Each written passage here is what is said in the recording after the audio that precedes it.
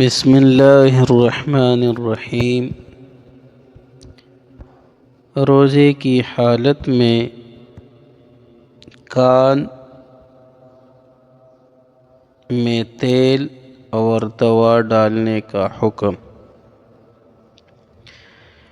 تو میرے محترم، اس میں علماء کے دو گروہ ہیں۔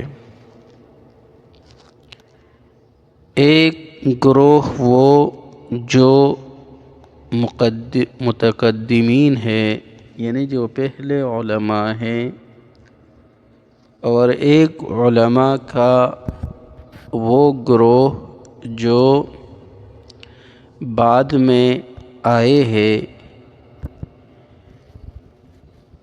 تو میرے محترم، جو پہلے علماء ہیں وہ تو فرماتے ہیں کہ کان میں تیل یا دوا ڈالنے سے روزہ فاسد ہو جاتا ہے۔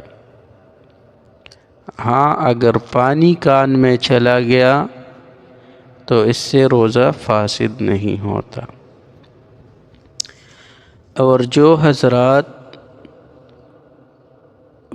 بعد میں ہیں، جو متأخرین ہیں، تو ان کے نزدیک کان میں دوا یا تیل ڈالنے سے روزہ فاسد نہیں ہوتا۔ اور وہ حضرات فرماتے ہیں کہ اطباء کی تحقیق سے یہ بات ثابت شدہ ہے کہ کان اور دماغ یا معدے کے درمیان کوئی منفذ نہیں، یعنی کوئی راستہ نہیں ہے، اور روزہ جو فاسد ہوتا ہے وہ ان دو کو یا تو معدے میں غذا یا دماغ کی درستگی کے لیے ہو، جو چیز انسان کے بدن میں چلی جائے، یعنی جو چیز دماغ کو قوت یا معدے میں پہنچے تو اس سے روزہ ٹوٹتا ہے۔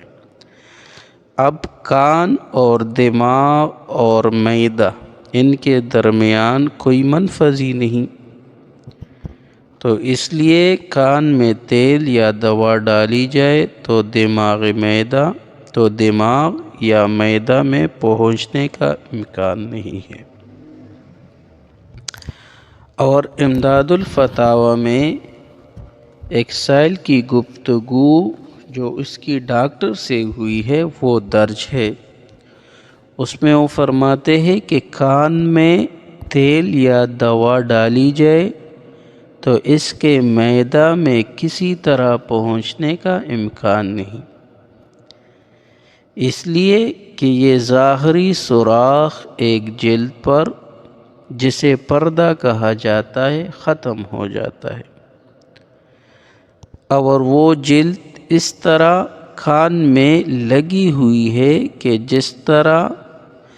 جس سے وہ مثل ایک صندوق کی ہے، جس کا راستہ صرف بیرونی سوراخ ہے، سوائے اس کے کسی شخص کے کسی خاص مرض کی وجہ سے پردہ میں سوراخ ہو۔ تو اس تحقیق سے ثابت ہوتا ہے کہ جو کان میں تیل یا دوا ڈالی جاتی ہے تو وہ صرف کان کے سوراخ تک خاص ہے، اس سے آگے تک نہیں پہنچتی۔ تو اس تحقیق کے بنا پر پھر روزہ فاسد نہیں ہونا چاہیے۔